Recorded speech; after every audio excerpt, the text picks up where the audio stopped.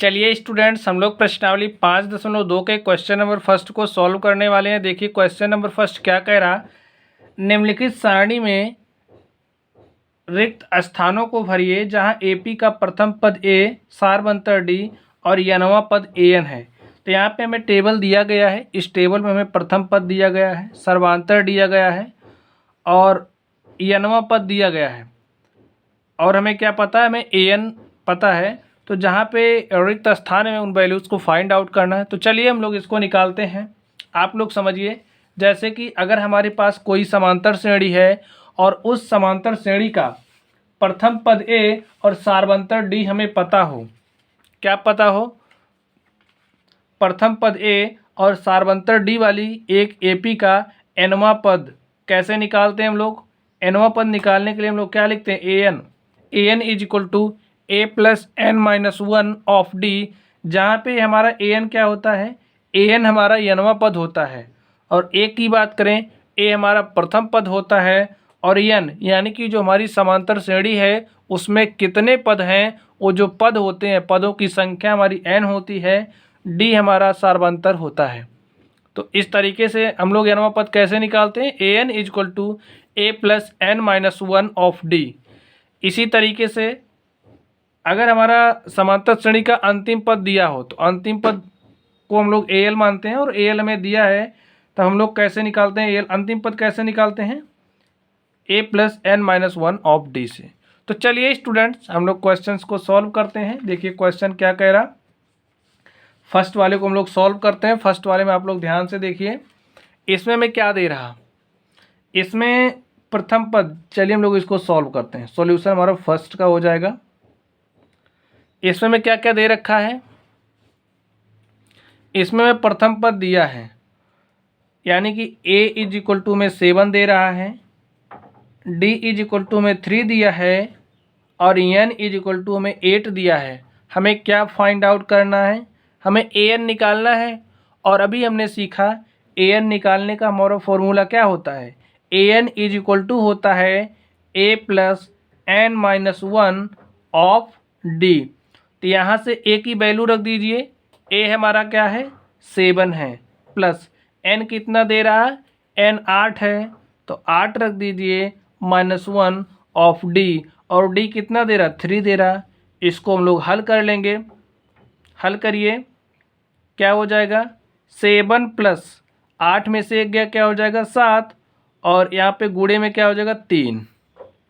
लिखिए 7 प्लस और 7 त्रिक क्या हो जाएगा 21, और 21 में 7 जोड़ दीजिए तो क्या हो जाएगा 28। ए एन इज इक्वल टू हमारे पास क्या आ चुका है, A N is equal to हमारे पास आ चुका है 28। तो यहाँ पे हम लोग क्या फिल करेंगे, यहाँ पे हम लोग 28 राइट कर देंगे, क्योंकि हमें ए एन निकालना था और ए एन हमारा क्या आ चुका है 28। चलिए अब हम लोग सेकेंड वाले को सॉल्व करते हैं। सेकेंड वाले का सोल्यूशन क्या हो जाएगा, देखिए हमें ए क्या दे रहा है, ए है हमारा -18। हमें डी क्या करना है, डी हमें कैलकुलेट करना है। ई एन कितना दे रहा, ई एन का वैल्यू है 10 और ए एन कितना है, ई एन का वैल्यू है 10 और हमें ए एन क्या दे रहा, ए एन का वैल्यू है 0। तो फॉर्मूला हम लोग लगाते हैं। फॉर्मूला हमारा क्या होता है, A N is equal to होता है A plus N minus one of D. तो ए क्या दे रहा, ए है -18 प्लस एन क्या दे रहा, एन है 10, तो 10 रख दीजिए -1 ऑफ डी, और डी हमें क्या करना है, कैलकुलेट करना है। ए एन का वैल्यू 0 रखना है, तो ए एन के स्थान पे हम लोग 0 रख देंगे। हल कर लेते हैं इसको। देखिए इस -18 को इस तरफ लेकर के आइए तो क्या हो जाएगा +18, और 0 + 18 18 हो जाएगा। यहाँ पे क्या बचा, 10 में से एक गया क्या हो जाएगा 9, और यहाँ पे बचा डी। तो देखिए 9 1 के 9 और 9 दूनी क्या हो जाएगा 18, और यहाँ से डी इज इक्वल टू हमारे पास क्या आ जाएगा 2। तो इस तरीके से हमने इसका सर्वांतर निकाला, और सर्वांतर हमारे पास क्या आ चुका है, सर्वांतर डी इज इक्वल टू हमारे पास 2 आ चुका है। चलिए स्टूडेंट्स अब हम लोग इसके थर्ड नंबर को सॉल्व करते हैं। देखिए इसका थर्ड नंबर क्या कह रहा, इसका थर्ड नंबर देखिए हमें क्या दिया है, हमें ए फाइंड आउट करना है, यानी कि जो समांतर श्रेणी है, समांतर श्रेणी का प्रथम पद हमें फाइंड आउट करना है। डी हमें कितना दे रहा है, डी दिया है -3। और एन की बात करें तो एन हमें कितना दे रहा है, एन हमें दिया है 18। और अगर हम लोग ए एन की बात करें तो ए एन हमें कितना दे रहा है -5। तो हम लोग फॉर्मूला जानते हैं, फॉर्मूला हमारा क्या होता है, A N is equal to होता है A plus n-1 of D.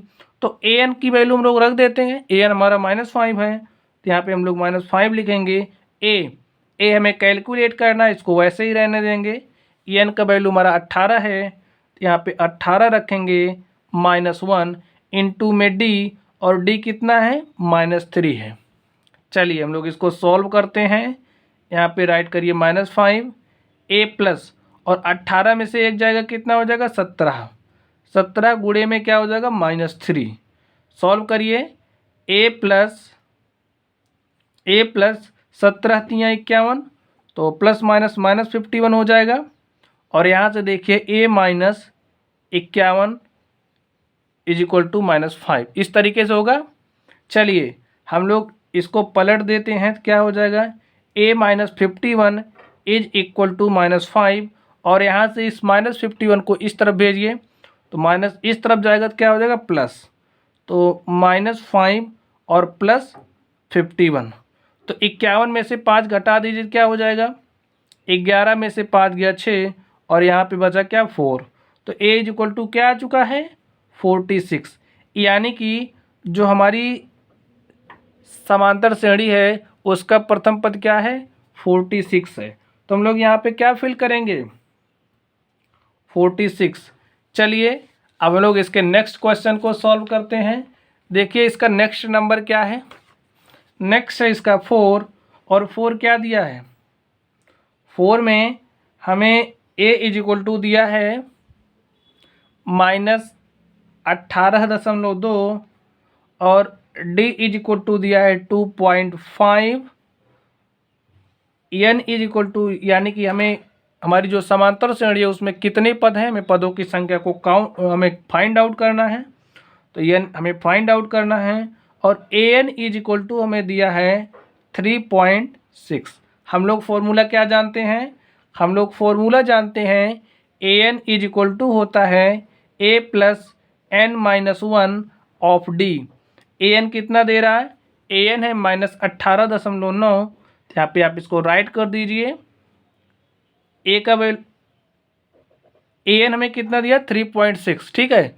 तो an का वैल्यू रखिए 3.6 इज इक्वल टू ए कितना दे रहा -18.9, en हमें फाइंड आउट करना है, और d कितना दे रहा 2.5।